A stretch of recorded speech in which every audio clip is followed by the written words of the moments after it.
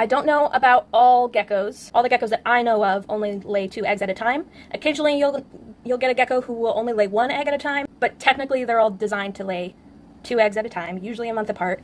And they, like you can see here, she did not have to be paired to a male to start laying eggs.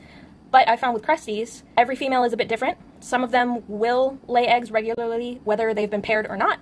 And some will only lay eggs when they've been paired. So they won't lay any infertile eggs. They will only lay if they've been paired to a male. But a lot of them will lay no matter what.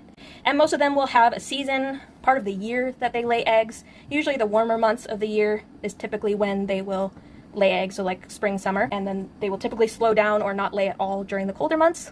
Unless they've been paired with. If they have been paired with, then they will lay any time of year, really.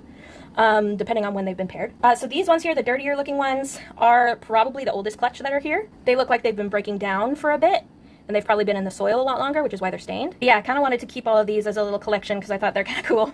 I don't own the gecko anymore who laid these. What I'm going to do is put them in a little oddities jar. Checking on the eggs that your female lays can actually be an indicator of your gecko's calcium levels. And if you want to Google something funky, Google gecko calcium sacs. These are sacs that they have in the back of their mouths, kind of in the upper part. Usually they look like 2 big white balls in the back of their mouth, and this is where they store calcium. And ideally you want those to be nice and big. If they're small or non-existent, then your gecko's not getting enough calcium. One of the things I like to do when I am breeding geckos and adopting them out is include that baby's egg with them.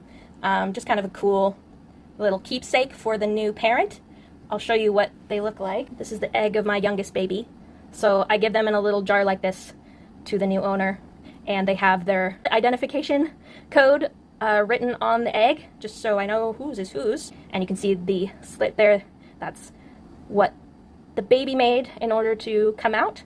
So yeah, so that's what a hatched egg looks like. So you can see, obviously, it's not full and round anymore because there's no baby in it, so it kind of shrinks back and dries up again once the baby's out.